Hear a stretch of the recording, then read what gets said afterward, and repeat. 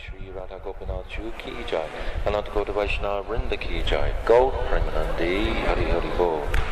Om Aginati Mirandasya Gyananjala Shalakaya Chakshu Unmilitam Jena Tasmai Shri Guruve Namaha Gurave Gaurachandraya Radhikaya Taralaye Krishnaya Krishna Bhaktaya Tarabhaktaya Namo Namaha Yam Prabhajantamanapetyam Apetykrityam Dvaipayano Viraha Katara Ajuhava Putreti Tammayatayo Tarabobinirustam Sarvabhutam Munimanatoshmi.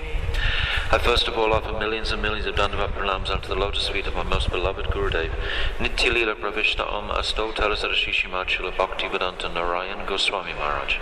And the same again, millions of times unto the lotus feet of our beloved Nitya Leela Pravishna Om Asto Tarasarashishimad Srila Bhaktivedanta Swami Srila Prabhupada, and all the Vaishnava and Vaishnavi devotees of the Lord, Dandavat pranams. So, I've been speaking for 6 days, so this is the 7th day, so this is the last day today. I have to go tomorrow. Oh, okay. Lorraine went? Oh, I thought you were going with her. Oh, really?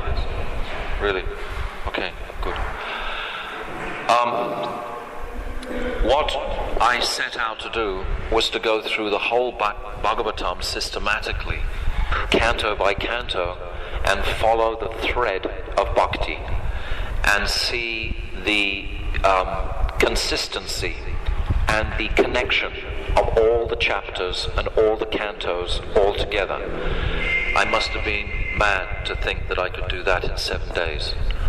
We did the first canto in the first day, and I felt so dissatisfied in the evening because we had hardly actually entered into it, even though we discussed every single chapter something, but there was no substance really.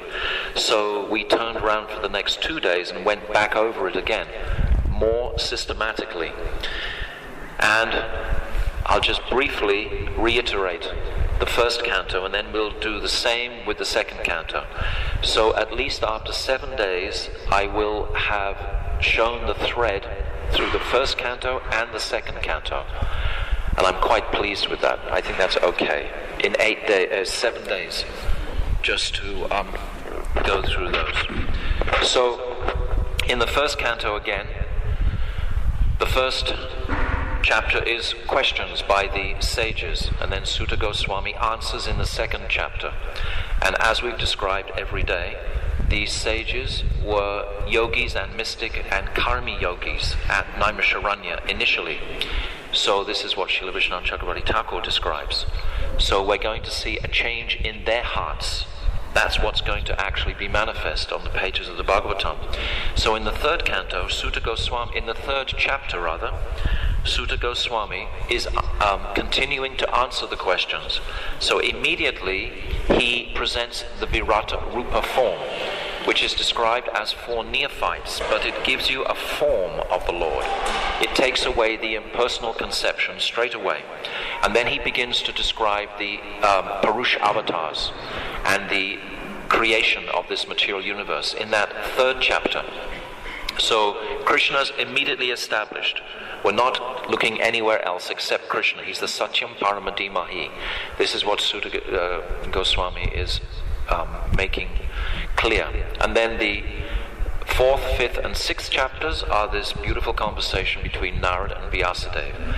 And this dynamic is the Guru Tattva. Without Guru, nothing at all can transpire successfully.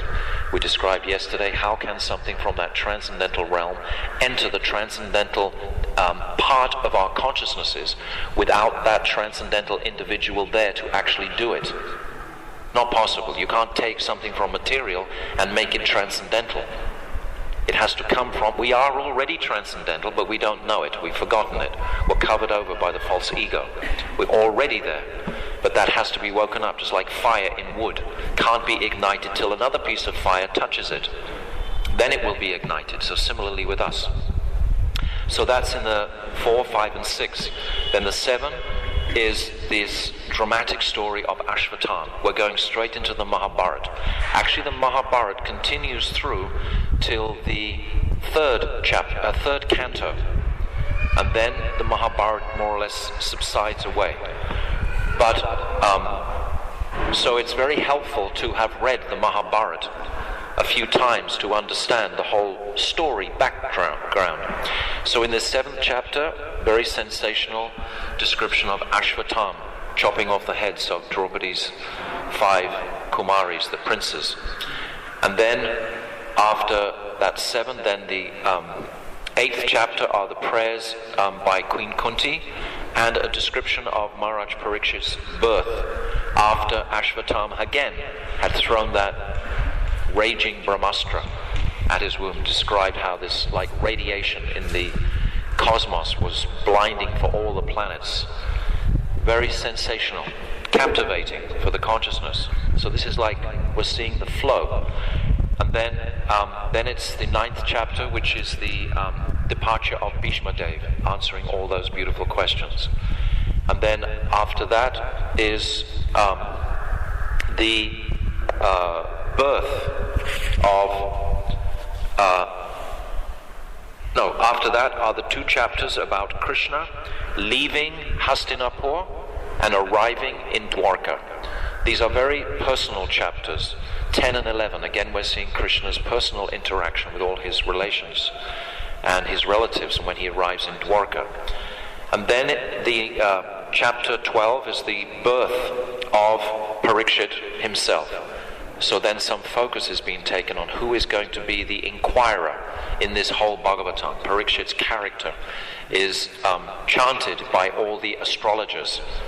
The Vedic astrologers are chanting his glories, what he's about to do. Just like in Prithu Maharaj, when he took his birth, all the astrologers and so on would chant his glory, what he was about to do. This is traditionally Vedic. And then 3 chapters about 3 personalities disappearing. This is Dhritarashtra, Krishna himself, and then the Pandavas. So these 3 chapters are 13, 14, and 15.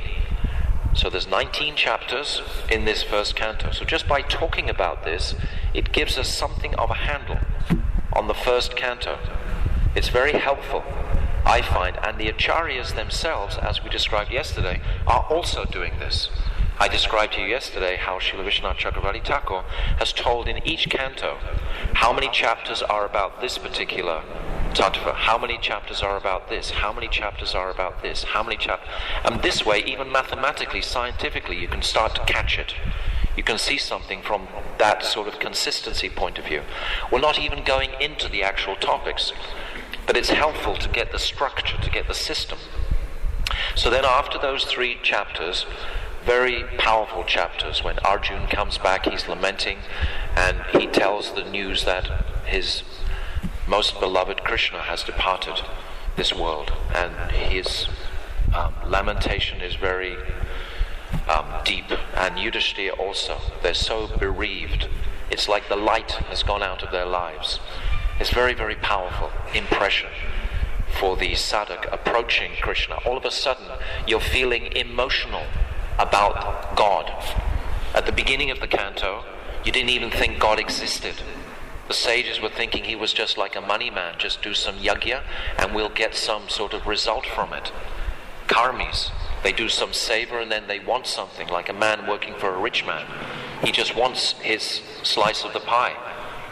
But actually the real devotee, he wants to show his affection to that person. He's not interested in what you give me. I'm not looking for anything. This is Shuddha Bhakti. So this mood, this bhav is coming in this first canto. And then there's 4 beautiful chapters of Maharaj Parikshit showing his glories, the chastisement of Kali. And that I was explaining yesterday, how Kali enters the consciousness and degrades the activities of man. So Maharaj Parikshit was so powerful, he could purify and maintain the consciousnesses of all the people under his dominion. All his subjects, he was so careful to keep Kali at bay. Try and meditate on this point. Kali is a personality, but that personality has his potency in entering into people's consciousnesses. So he was able to hold that back Very, very powerful. This is due to his lineage. His father Abhimanyu, his mother Uttara, and his grandfather Arjun. And Yudhisthira and the other Pandavas are like his grandfathers. He was brought up and he saw Krishna in the womb. So how powerful a personality. So this is really brought forth in the last 4 chapters of the first canto. And then in the very last chapter, 19th chapter, Shukadeva Goswami makes his amazing appearance. And then there's this beautiful description of his physiognomy, etc. All these elevated sages, 88,000 of them, all stand up. When he comes in, they know, they can see instantly that this is the most elevated personality. And then there's a beautiful description about Shukadeva Goswami. And then Parikshit Maharaj begins to ask his questions. So that takes us into the second canto. Then in the second canto, again, then for the first time, Shukadeva Goswami begins to speak. So understand this. The other day I was listening to somebody translate a very elevated devotee's lecture, and they were saying, Shukadeva Goswami has said the first verse of the first canto. I thought, what? How are you saying that? I thought, how ignorant that someone should think that Shukadeva Goswami spoke the first verse of the Bhagavatam. It's a natural thing that a neophyte might think, but it's completely off. It's so off. So now by this description you can see Shukadeva Goswami hasn't even appeared. How on earth could he speak the first verse? Vyasadeva is speaking the first verse. He's the compiler. He speaks the first 4 verses, and then the sages at Naimisharanya are described with their questions. So see who is speaking to who. This is a beautiful movie, this Srimad Bhagavatam. It's like we want to see it in its form, it's unfolding. It's Krishna himself. So be clear about these. So now Shukadeva Goswami begins, and we spoke how remarkable it is that in the 3rd verse he speaks. The 3rd time he opens his mouth, he condemns sex life. This is right at the very beginning. This is the heart of our attachment to this material world. So like in the 2nd verse of the 1st chapter of this Bhagavatam, it's saying Dharma projita kaitavatra parama nirmat saranam shatam, that there is no cheating process in this Bhagavatam. So here from the very beginning, Shukadeva Goswami is pinpointing what is this cheating propensity's goal? What are we trying to get from it? Some sort of gross or subtle sex life. Immediately he bangs it on the head. Straight away, he talks about the householder wasting his time in sleep or in sex life during the night, just attending to his family members, etc. This is not the purpose of life, he says immediately, and then he begins to define the difference between matter and spirit. Without understanding the difference between matter and spirit, we can't move anywhere. So this is in the 1st chapter. This 1st chapter is entitled The First Step in Transcendental Realization. And very beautifully, he's also again, for the 2nd time, it's been described the Virata Rupa form. This form that is described for neophytes, but at least it gives an idea of Krishna as a form. That the mountains are his back, that the eyes are the sun and the moon, etc. All the different parts, his veins are the rivers, etc. All paralleling nature with his form. It gives a universal form, a Virat Rupa. It's not very soft for the bhakta who's delved into the 10th canto already, but we see its necessity in replacing the impersonalist conception by at least bringing a form here. So he does this in the 1st chapter of the 2nd canto. The first time he's speaking, he brings this Virata Rupa in. Then the 2nd chapter, it's described called the Lord in the Heart. He goes further. He goes into Paramatma realization. And prior to this, there are very beautiful verses about detachment. We discussed these yesterday about, aren't there flat spaces on the earth to sleep on? Can't we use our arms as pillows? Are there no torn cloths along the riverbanks? Like this, can we use our hands for utensils? Do we have to buy so many things? So again, this mood of detachment. He also spoke something of this in the 1st chapter. But see how it's unfolding. Right from the first Virata Rupa, now the second chapter is Paramatma. It's deeper, it's more significant. And he describes very, very beautifully all the ornaments on that supersoul in the heart. His four hands, the conch, Padma, disc, and club, all described, and his beautiful jewelry, etc. So this is in the second chapter.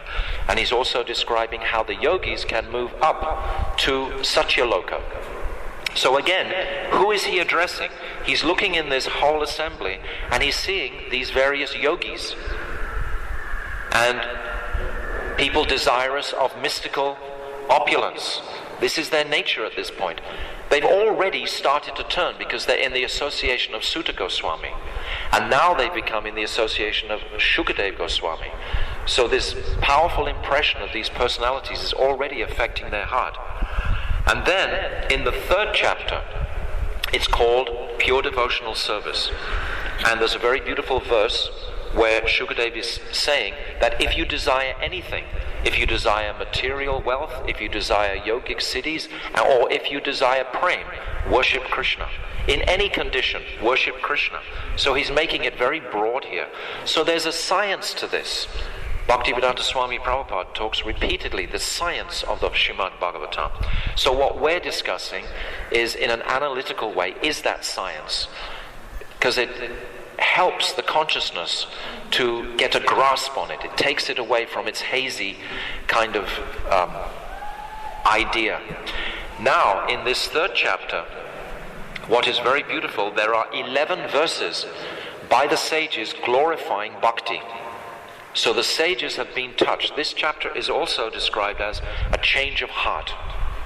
It's called Pure Devotional Service, a change of heart. So the sages themselves directly we're witnessing by their glorification of devotion are very beautiful prayers. And then in the fourth chapter, Shukadeva Goswami describes, he's asked different questions by Parikshit Maharaj. And he's about to answer with the highest conceptions. The conception of Krishna speaking to Lord Brahma. He's about to answer this, but before he answers, he must pray to that Sri Krishna. So there's 13 verses of Shukadeva Goswami's prayers.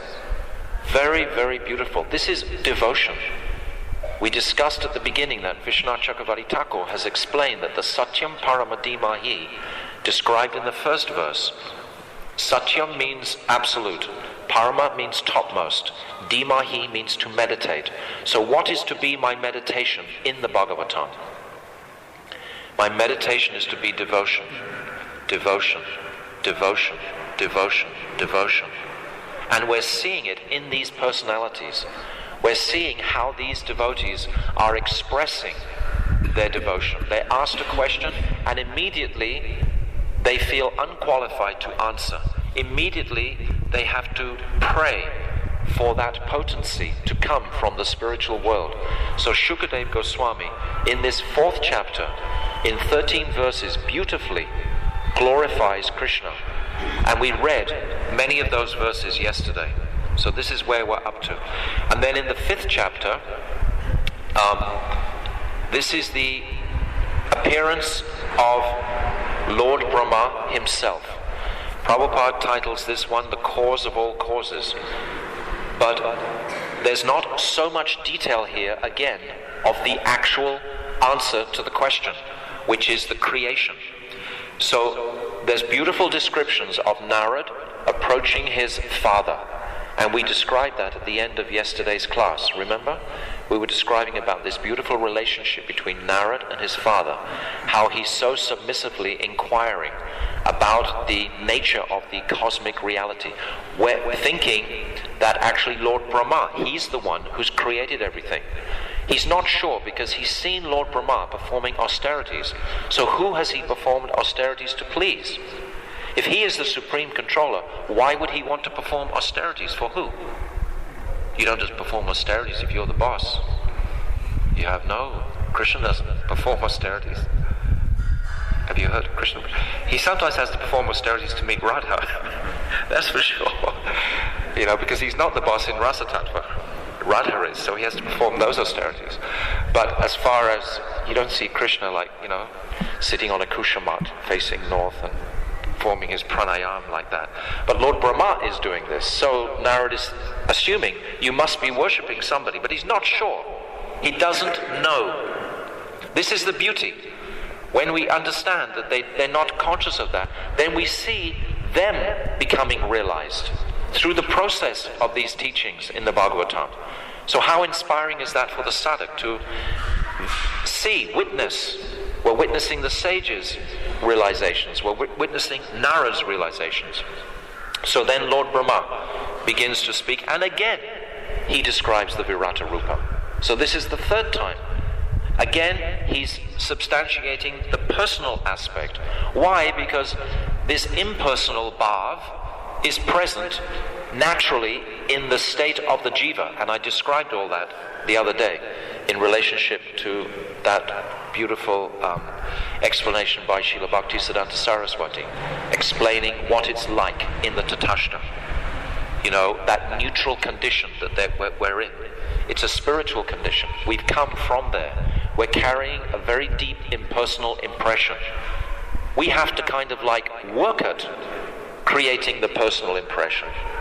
It's natural inside of us. Once we actually touch our real nature, the soul, there's no more effort, of course, because, it was like that all the time. It's like when you wake up from a dream. It's like that all the time. This wasn't a reality, this impersonal, thing that I've been battling with. It seems like for lifetimes. The reality is the personal connection, relationship. So again, he describes the Virata Rupa in sutra form, not extensively. Now, in the 6th chapter, he describes this Virata Rupa form extensively. He goes very deeply into it, describing who are all the generators of everything in this world, who are all the different demigods in charge of different aspects of the material body. He describes it in absolute detail. I mean, wouldn't this give anybody such confidence in this scripture and this process to have it so much detailed, described about the workings of the universe? It's like massive, that there's no other remote description of this at all, anywhere. I've looked. I used to think the Tibetan Book of the Dead or something like that was sort of would show me something, but it's about lights, and this light gets a bit brighter, and this light gets... It's all quite nebulous, like mysticism itself. Prabhupada called mysticism something that is misty. It's a bit vague. It's all flickering on the fringes of the consciousness. It never actually becomes a reality. You're just about to reach it. I've got some devotee friends even who keep telling me every time, I'm just about to get there, Maharaj. I'm just about to... It's like, wow, we're just moving, in a wrong direction, because we're already there, actually. We just have to uncover that sweetness of relationship. And then the 7th chapter is titled by Srila Vishwanath Chakravarti Thakur as the Brahma Narad Samvad, or Sangvad. This dialogue in depth between Narad and Lord Brahma. And now here, it's in depth because now here he's describing directly the incarnations of Krishna. This is why it's so significant. When it was just the Virata Rupa form, it's not as deep, because actually it's an imaginary form. It's not a reality. Krishna is not that form, but we imagine that form. And it's saying repeatedly, this is an illusory form. It's an imagination. That's why it's sometimes tough reading this 2nd canto, because we have to plow through all these imaginary forms, and we already know it's an imaginary form. So to kind of go through it, but still we should honor it, because there's always mercy. There's always something that's going to enliven the consciousness from these pages, whichever part we're reading. So this 7th chapter is about these scheduled incarnations. Now, we come to the 8th chapter. I'm going quite fast because this is the last class. And I'm leaving today. So I want to cover this second canto completely. And if there's something left over, that's good. Because that means you'll have to go and patch it up. Maybe with some inspiration you'll have to finish it. I was thinking today, because I suddenly decided to go because the president's coming tomorrow. Going to close all the roads and everything, so I want to get out of here, back to Govardhan. So now, questions by Parikshit is the 8th chapter. Questions, questions, questions throughout the Bhagavatam. The first chapter is questions by the sages. Then it's questions by Parikshit. And then it goes into questions by Vidura in the 3rd canto. And then it's got questions by Narad to Brahma, Lord Brahma. And then it's got questions by Priyavrata, actually, to Lord Brahma. It's got questions throughout. Questions by Rahugana to Bharat Maharaj. Questions by Rishabdev's sons. Questions are the wealth of the devotees. The devotees, when they travel around, they don't really want money and fancy goods. What they love the most is questions. Because questions wakes up the consciousness when we have to address that question and answer it. It's the most inspiring thing to ever receive. If you really feel submissive to someone, what do? You go and ask them a pertinent question about, like Vasudeva was asking Narad in the 11th canto to describe to him how can he purify his existence. This is the father of Krishna. This is how submissive he is. He approaches Narad when Narad comes into the palace in Dwarka, and he begs him, please show me how I can make a success of my life. And then Narad begins that beautiful dialogue between Nemi and the Nava-Yogendras. That's in the 11th canto. But always this mood of questions. So always try. Gurudev said, you should always have a question somewhere, in your mind. Gurudev would also encourage this. So here, this beautiful demonstration of questions. The first question he asks is exactly what was the truth that Narad heard from Lord Brahma. He's already heard something of the Virata Rupa. But the first question he's asking, I want to know the exact truth. I want to know the exact words that Lord Brahma spoke, that Krishna spoke to Lord Brahma. First of all, he wants to know the truth, that Narad asked Lord Brahma, and then he wants to know the truth that Lord Brahma heard from Krishna. This brings us to the Catur Sloki in the 9th canto, which is the seed verses of the entire Bhagavatam. So this is the flow, this is the process of this second canto. Can you catch something? Actually, none of you taking any notes, none of you will remember this, I know it. It's not possible. You're not all geniuses sitting here. You won't remember it, but if you can... Yes, it's the 9th chapter. Did I say canto? Sorry. 9th chapter. 2nd canto. Verse 33 to 36. Thank you. Sometimes I say canto instead of chapter. You should catch me every time because it's going into the tape and somebody will be listening to it. And they'll be thinking, what's he talking about, 9th canto? Who's awake? Who's listening to me? Anyway, but it's very helpful to take notes of this. I don't know conceivably how else you could actually start to get that flow. You can hear it and appreciate it, but to memorize it and have it embedded into our hard drives, we need to actually write it down. So we've reached the 8th chapter of the 2nd canto of the questions that Parikshit Maharaj is asking. Now all the way through this 8th chapter is one question after another. It's very, very beautiful. If we understand the questions, then we're halfway there to understanding the answers. So you don't ignore this chapter at all. This chapter is very, very important to know, and then take the questions out one at a time and see where does it parallel Shukadeva Goswami's answer. And if you've understood the question, then you're more likely to understand the answer. So this is the flow in this second canto. And now it reaches the 9th canto after all these questions. So as I said, I'm going... Thank you. 9th chapter. 9th chapter. Very good. I was just testing you. 9th chapter. We reach the 9th chapter, which are the answers. The chapter is entitled Citing the Lord's Answers. So now there's the beautiful description of Lord Brahma after his meditation, after hearing Divya Saraswati say tapa, after hearing Krishna's flute song with that calm bij mantra. After hearing all this, he becomes qualified to actually have darshan directly of Krishna. And this is so beautiful. Krishna appears before Lord Brahma, and Krishna shakes his hand. In Bhaktivedanta Swami's version, it says he shakes his hand.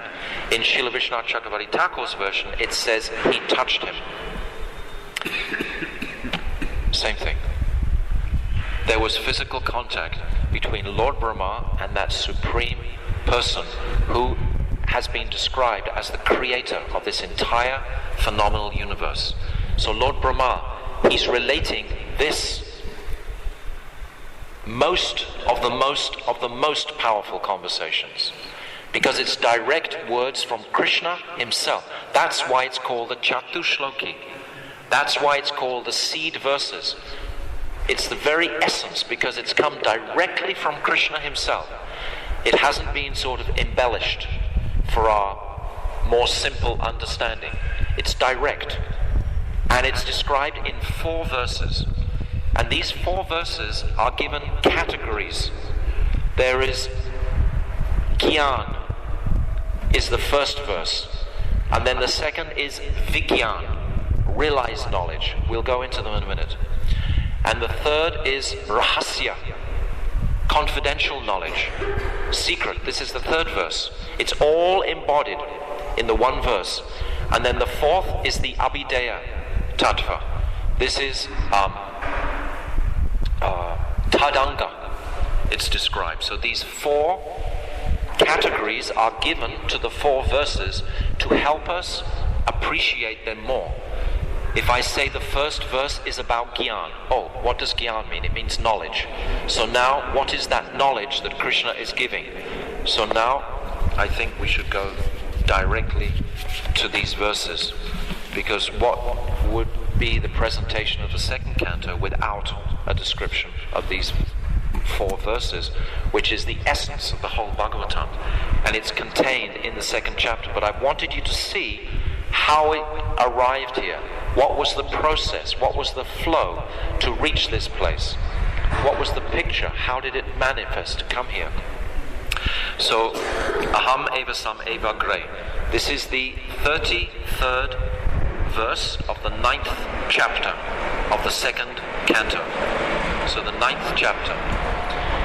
Before the creation of this world, only I existed, the gross and subtle, up to the cause, sat, and the effect, asat.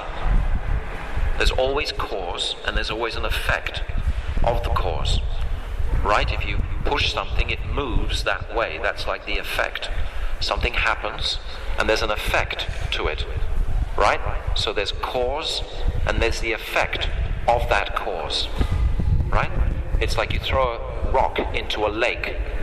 The cause is the rock landing in the lake, and the effect is the ripples that it gives. So see it. Sometimes cause and effect, people's minds can just go off the edge of a cliff because they haven't kind of got that picture of what is cause and effect. Maybe I'm just the simple one. It happens with me.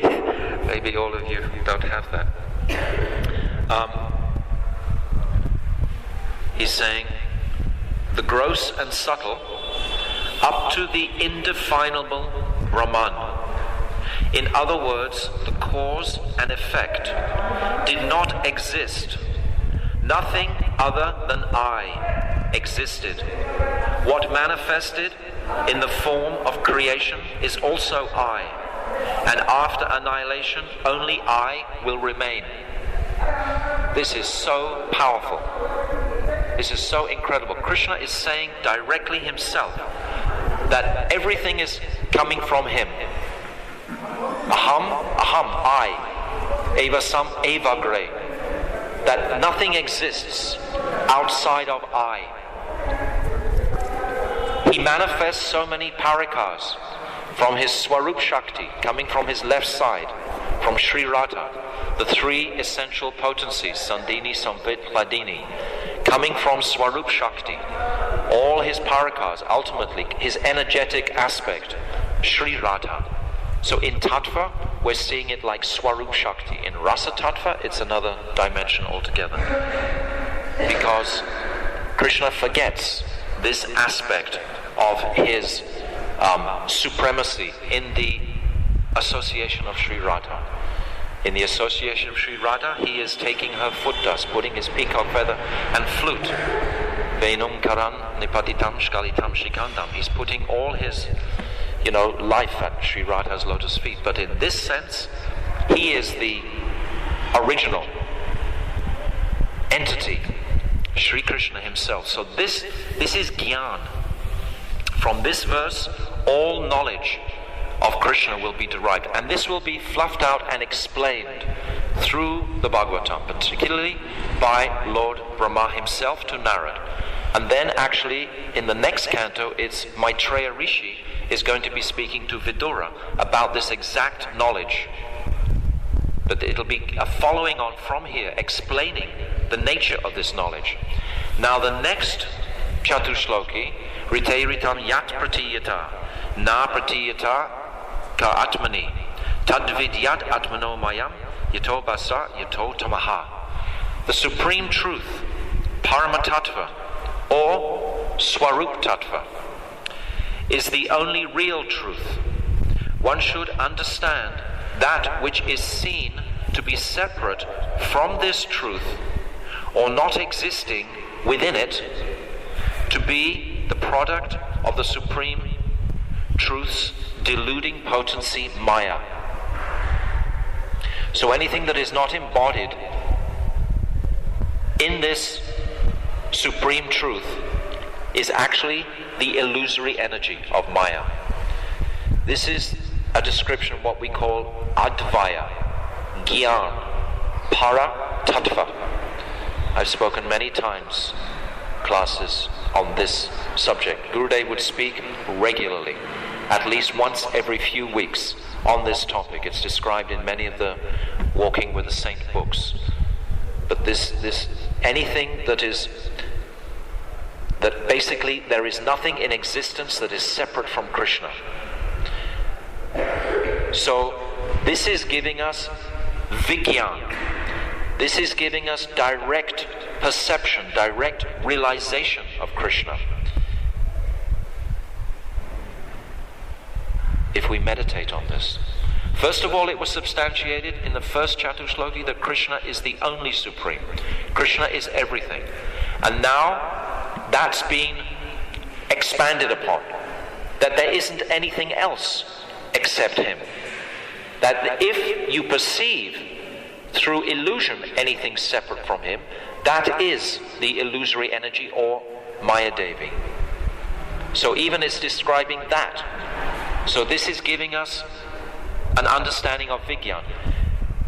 Actually, if we spent hours describing one verse, we would touch something on understanding it, but I'm going briefly to give us an idea of the potency and the power of these verses. Everything is in these 4 verses. First of all, Krishna himself is saying he is that one. And then he's saying whatever is not me is Maya. So it's qualifying that, it's giving Vigyan. Now, the third Catur Sloki, this is verse 35. This is actually very confidential knowledge. The 5 great elements of material creation, earth, water, fire, air, ether, enter into the bodies of all living entities, high and low, from the demigods to the subhuman species. But at the same time, these elements exist independently. You understand that? We have the 5 elements in our body: earth, water, fire, air, and ether. These 5 elements also exist separately as the coverings of the universe. The first element is sky, and from the sky, the subtle element of sound. And then from sky comes air, and the subtle element of touch. This is what is about to describe on the pages. And then from the sense of air comes fire. And from fire is coming the subtle sense of form. Fire has form. And then from fire is coming water. And from water is coming taste. And from water itself is coming earth, with its subtle sense of fragrance. We can get a picture of this actually. If you climb a mountain and there's not much air, it's mostly sky. The air hasn't manifested. You can't really light a huge fire right on the top of a mountain because there's not much oxygen there, there's not much air. So you can see it directly, the way these elements are in nature. And then as you get more gross, then after fire is water, and after water is earth. Earth can't exist without water. And with each of these elements, all the other preceding subtleties are there. Like in fire, for example, there is touch, form, and sound. If you go very, very high, like out in a rocket or something where there's no air, then the sound vibration actually carries. Like, why do we have huge aerials right up in the sky? Because they can pick up the sound waves more easily. So try to see these elements in their reality, not just hear the words. If you just hear the words, it'll become like, I'm not a scientist myself, so scientific language kind of usually bewilders me. But if I can see it as a picture, like the elements, how they work externally, then I can understand how they're working internally simultaneously. It's like, for example, it's described in the Vedanta Sutra. How can you get an understanding that fire is coming from water? It seems like a complete contradiction. But it's described there that if one is very angry, hot fire inside, sometimes tears come out of the eyes. This is like water coming from fire. Coming from the heat of anger, tears come. So there we have a direct example of these elements. Hydrogen's in water as well. How does that work? There's hydrogen. Well, they've developed a splitter now where they can separate hydrogen from water. Aha! Because it's H2O, right? Yeah. So they can split the hydrogen now. Right. So you have hydrogen molecule engines. Ah. It's very fascinating actually, because when you come to the 11th canto and it's describing the Mahapralaya, it's describing how all the water is evaporated from the earth by the scorching sun for 100 years. There's drought and famine, and all the water from all the men's bodies everyone dies, in other words, and then this huge fire is generated from Lord Sankarshan for 100 years, and these huge winds blow, and it's described that the earth itself is glowing like a burning lump of cow dung. A glowing lump of cow, you've seen cow patties when they glow? That's how hot it becomes. And then these fierce winds come for another 100 years. And then for 100 years, there's enormous clouds and rain and deluge. So first there is fire, and then it comes to water, even in the amalgamation of this earth itself. So these descriptions are phenomenal. Then after the water, then all the elements, the subtle elements also, fragrance, taste, form, touch and sound, they all merge into that Supreme Lord Mahavishnu. So it's a science. It's such, it's so mathematical. It's sometimes helpful when you're trying to roll in the Rasik descriptions of Radha and Krishna. It's kind of grounding. It's helpful to actually see it's a platform.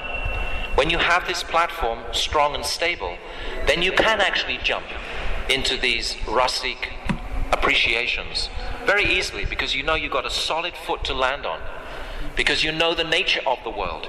You've learned the nature of the elements. You've listened to the nature of the descriptions of Krishna. So by these descriptions, it's creating a very, comfortable platform. It wakes up our intellect. We all have intellect. Sometimes some of us use it, and sometimes we abuse it. And sometimes we don't use it at all. But we all have it.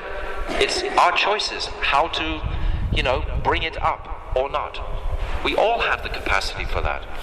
Krishna will, what's that? Ananyas chintayanto mam ye yama paripasate. Yes. Yoga shema rahamya nitya shema rahamyaham. That Krishna supplies whatever we lack and preserves whatever we have.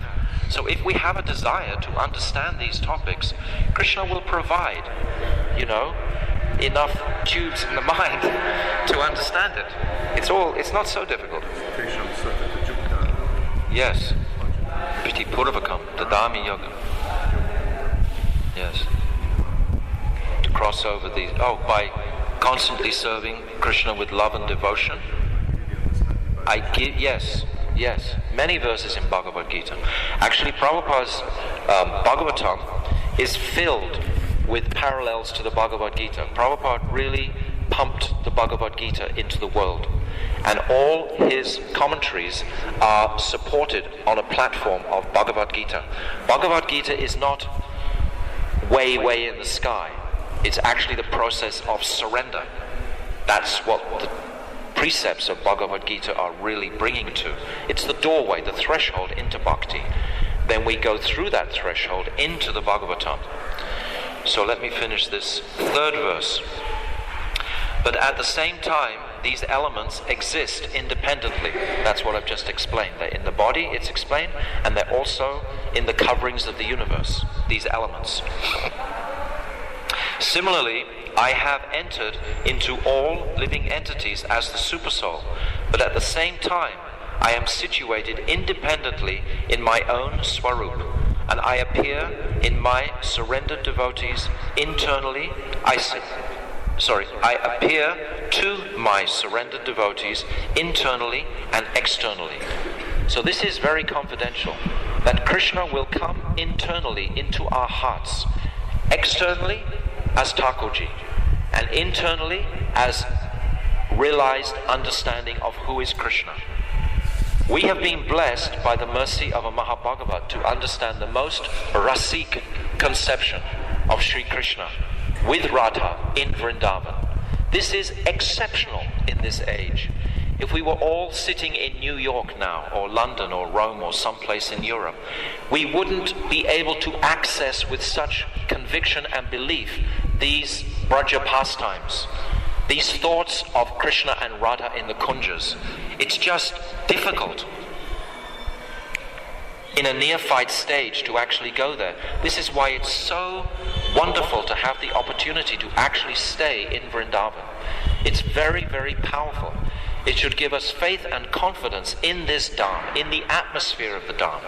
There is no Maya except what we bring with us, and then we try and externalize. But basically, there's not so much distraction living in Vrindavan. But living in the West, there's only distraction. That's what that world is about. So most of the devotee's life is spent battling with the distractions. He can't actually start becoming progressive in what is really considered bhajan, really considered to get some deep, heartfelt juice from hearing the sweetest pastimes of Radha and Krishna. But appreciate what we're doing. We're going through this second canto, and I'm trying to make it very just like bullet points all the way through, so we can catch something of the flow. So that's the third, and this is described as rahasya. This is the secret. Actually, this is the prayojan. The first two verses are like sambandha. This verse is actually described by the acharyas as the prayojan because it's directly Krishna, internally and externally. It's saying that possibility of connecting with the Lord internally. And that internal potency, of course, is Sri Radha herself. So connecting in this way, this rahasya, it's confidential.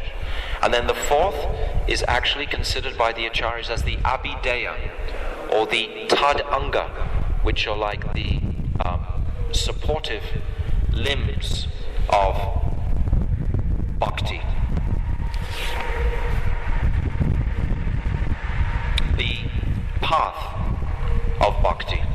So this fourth Catur Sloki, a person inquisitive about the truth of the self and super self, Atma Tattva, should inquire always and everywhere through both direct and indirect means of deliberation about that supreme absolute truth. In other words, this is the abhideya. This is the directive to take. Which path should I go? Abhideya means the means to attain the goal, the prayojan. That's what abhideya tattva means. So just like in the Bhagavatam, the first 9 cantos are sambandha, then the prayojan, then the abhideya. Similarly, these 4 verses are the sambandha, then the prayojan, then the abhideya. If you don't have the prayojan before the abhideya, if you don't have the goal before the means to attain it, how can you generate any inspiration or bhav to attain it? If you haven't heard the sweet pastimes of Radha and Krishna, how are you ever going to be inspired to practice the path to realize and become aware of Radha and Krishna's sweetness in their relationship? How are we going to realize that without hearing about that? The last verse, remember, of the Rasa Panchadiya, Vikriditam Brajavadubi Itam Cha Vishnu Shradanvito Nushrunyad Artha Varenyamya. This is saying that first we hear about the sweet pastimes of Radha and Krishna, and then this is Shravanam, this is hearing, and then Kirtan, Kirtanat. This means we speak about those pastimes, and then Smaranam will come. Shravanam, Kirtanam, Vishnu, Smaranam. This is the process. And then, by hearing this, Bhaktim Param Bhagavati Labhya. Hridrog, this heart disease. Hridrog, is that... yes. This disease of the heart will actually go. Yes. By first hearing. So the misconception in some societies is that you try to become squeaky clean and pure. And then I will be so deserving of this. How proud is that, though? I have become pure. I have made myself so self-controlled. Now you have to give me Krishna. This has nothing to do with the process. Nothing to do with the process. It's all Sharanagati. It's all bowing the head and waiting for that Arohapanta, that descending mercy. That's what it's about. It's not anything from my side except to make the decision to perform or not perform the directed sadhana, the chesta, my effort. If I want to make any sort of relationship, something has to come from my side, and then I'm dependent on something coming from the other side or not, whatever it independently chooses to do. You understand? This is relationship. So it's the same dynamic with Krishna. It's called chesta, means effort, and bhav. This is what's described in the verse, the definition verse of bhakti, anushilanam. What is chesta? My effort, my activities. And what is the bhav? The bhav, the mood of what is that heart mood? This is what we are trying to connect with. It's actually very simple. I think sometimes the scripture makes it a little intimidating. But the heart of it is like Manimati said yesterday, can we just think of Radha? Actually, this is the most simple thing. This is Bhakti Devi herself. just to meditate on Sri Radha. If we meditate on her, then all this will become very, very simple. But what I've tried to describe, time is over. I've tried to describe, well, there's one more chapter that I'm going to leave you for homework for the next 12 months, because we're not going to discuss it. So in the last chapter, this is I'll give you some hints. It's called the manifestation of the Bhagavatam.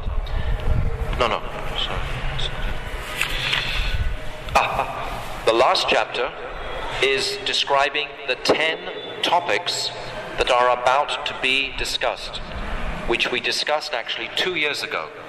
Sarago, Visharago, Stanam, Poshan, Uttaya, Manvantara, Ishakata, Nirodha, and Ashraya.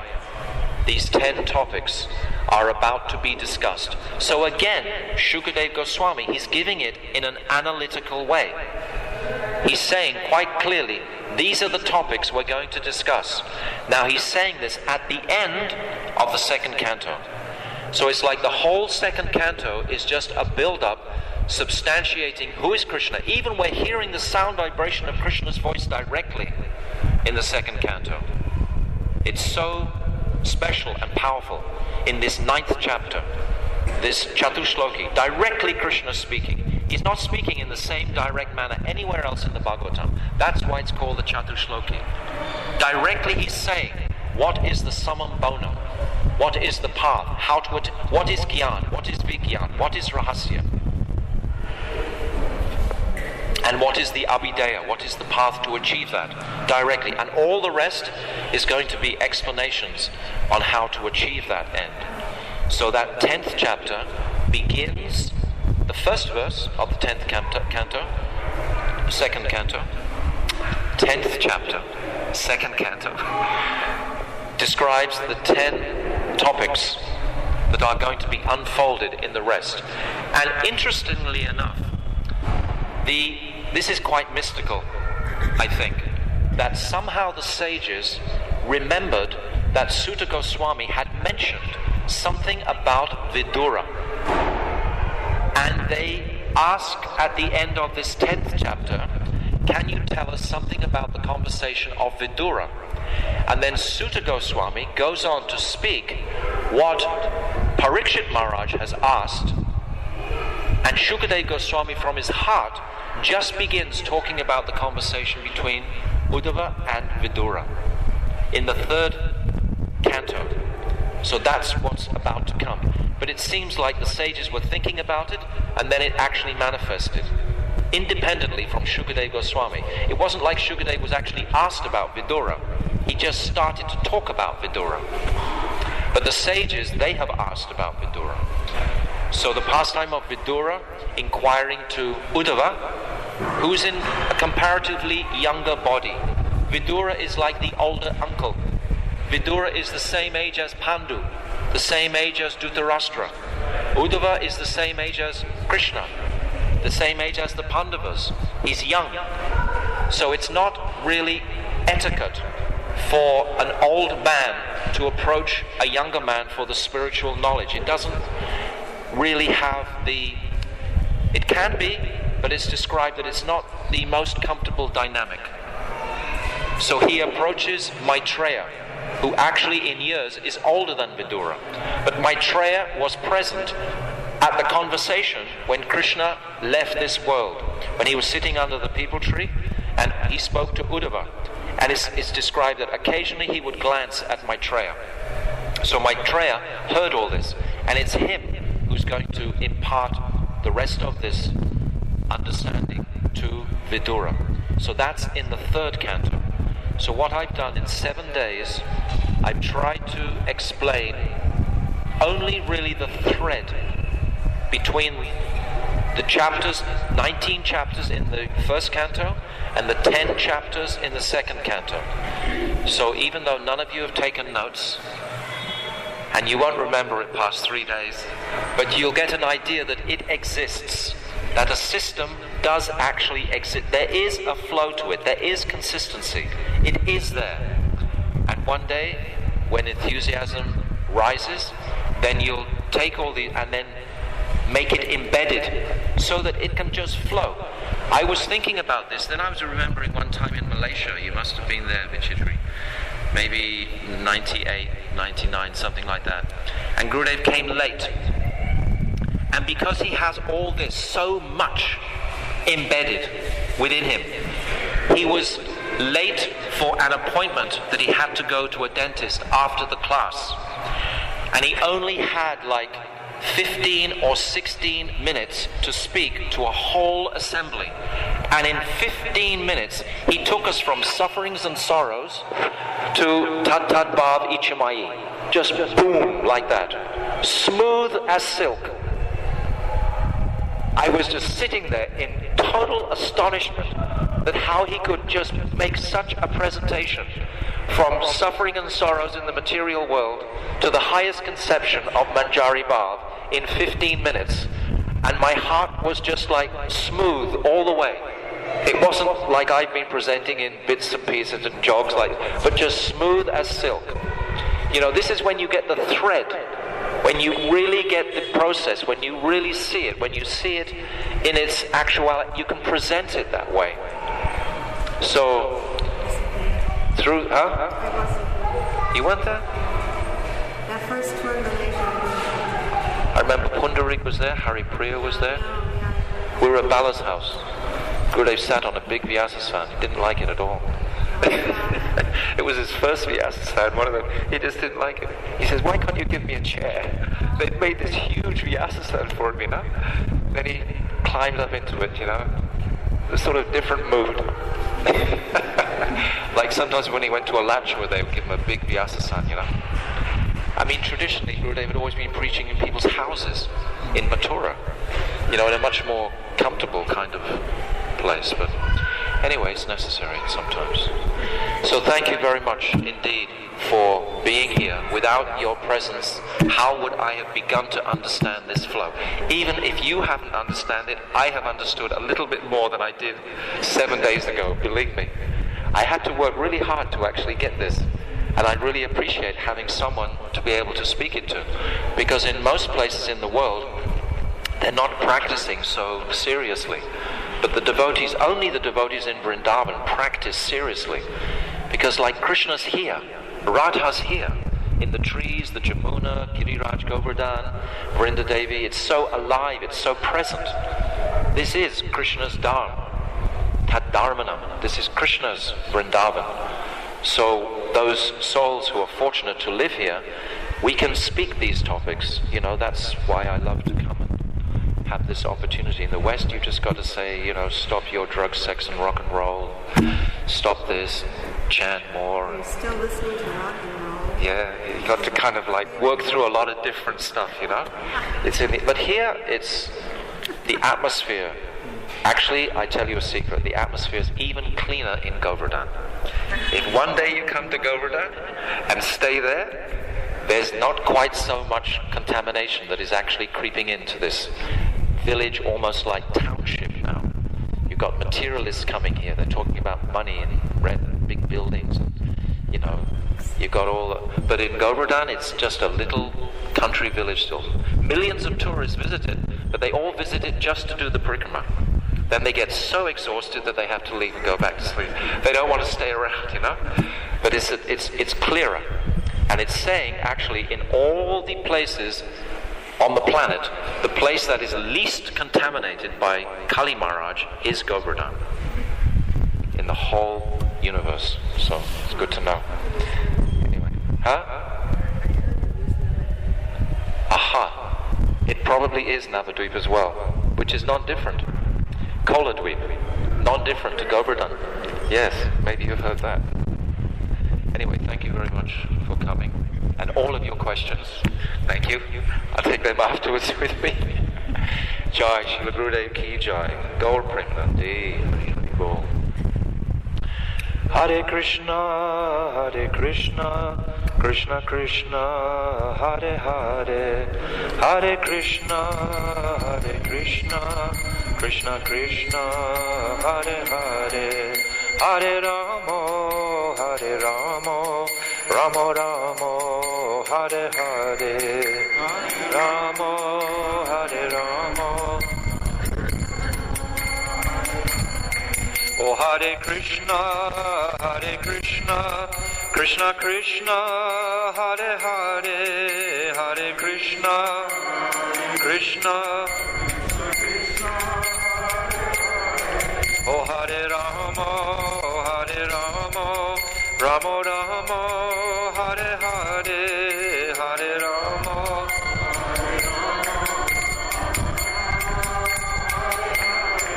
Oh Hare Krishna, Krishna Krishna, Hare Hare.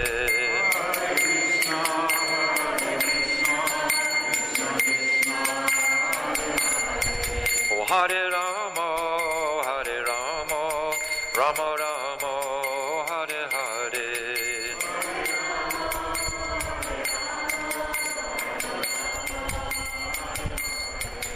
Jaya Giri Raja Jaya Govardhana, Giri Raja Jaya Govardhana.